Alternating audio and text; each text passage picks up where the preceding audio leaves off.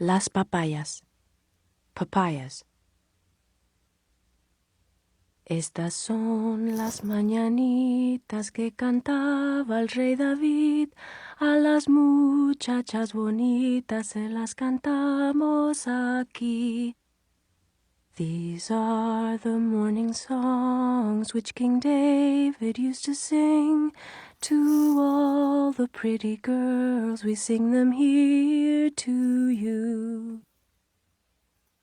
Tío Luis and Tío Marco came every day and went into Papa's study to take care of the family business. At first, they stayed only a few hours, but soon they became like La Calabaza, the squash plant in Alfonso's garden whose giant leaves spread out, encroaching upon anything smaller.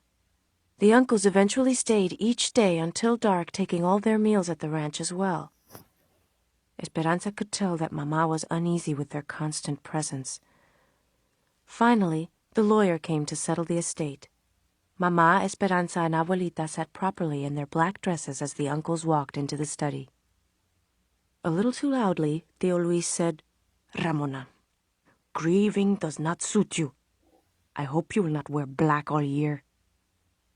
Mamá did not answer but maintained her composure. They nodded to Abuelita, but as usual, said nothing to Esperanza. The talk began about bank loans and investments. It all seemed so complicated to Esperanza, and her mind wandered. She had not been in this room since Papa died. She looked around at Papa's desk and books, Mama's basket of crocheting with the silver crochet hooks that Papa had bought her in Guadalajara, the table near the door that held Papa's rose clippers, and beyond the double doors, his garden. Her uncle's papers were strewn across the desk. Papa never kept his desk that way. Tío Luis sat in Papa's chair as if it were his own. And then Esperanza noticed the belt buckle. Papa's belt buckle on Tío Luis's belt. It was wrong. Everything was wrong. Tío Luis should not be sitting in Papa's chair. He should not be wearing Papa's belt buckle with the brand of the ranch on it. For the 1,000th time, she wiped the tears that slipped down her face, but this time they were angry tears. A look of indignation passed between Mamá and Abuelita. Were they feeling the same? "Ramona," said the lawyer, "your husband, Sisto Ortega, left this house and all of its contents to you and your daughter. You will also receive the yearly income from the grapes. As you know, it is not customary to leave land to women, and since Luis was the banker on the loan, Sisto left the land to him." "Which makes things rather awkward," said Tío Luis. "I am the bank president and would like to live accordingly. Now that I own this beautiful land, I would like to purchase the house from you for this amount." He handed Mamá a piece of paper. Mamá looked at it and said, "This is our home. My husband meant for us to live here, and the house, it is worth 20 times this much, so no, I will not sell. Besides, where would we live?"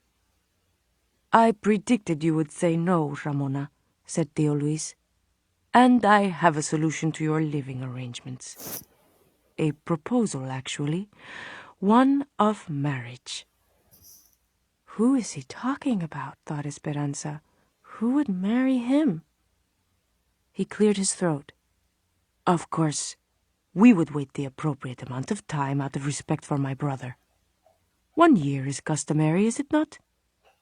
Even you can see that with your beauty and reputation and my position at the bank, we could be a very powerful couple. Did you know that I too have been thinking of entering politics?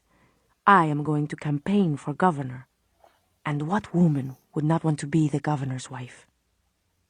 Esperanza could not believe what she heard. Mamá marry Tío Luis? Marry a goat? She looked wide-eyed at him, then at Mamá. Mammá's face looked as if it were in terrible pain. She stood up and spoke slowly and deliberately. "I have no desire to marry you, Luis, now or ever. Frankly, your offer offends me." Tío Luis's face hardened like a rock, and the muscles twitched in his narrow neck. You will regret your decision, Ramona. You must keep in mind that this house and those grapes are on my property. I can make things difficult for you. Very difficult. I will let you sleep on the decision, for it is more than generous. Tío Luis and Tío Marco put on their hats and left. The lawyer looked uncomfortable and began gathering documents. Vultures, said Abuelita. Can he do this? Asked Mama. Yes, said the lawyer. Technically, he is now your landlord. But he could build another house, bigger and more pretentious, anywhere on the property, said Mama. It is not the house that he wants, said Abuelita. It is your influence he wants. People in this territory loved Sisto and respect you. With you as his wife, Luis could win any election. Mama stiffened. She looked at the lawyer and said, Please officially relay this message to Luis. I will never, ever change my mind. I will do that, Ramona, said the lawyer. But be careful. He is a devious, dangerous man. The lawyer left and Mama collapsed into a chair, put her head in her hands and began to cry. Esperanza ran to her. Don't cry, Mama. Everything will be all right. But she didn't sound convincing, even to herself, because all she could think about was what Tío Luis had said, that Mama would regret her decision.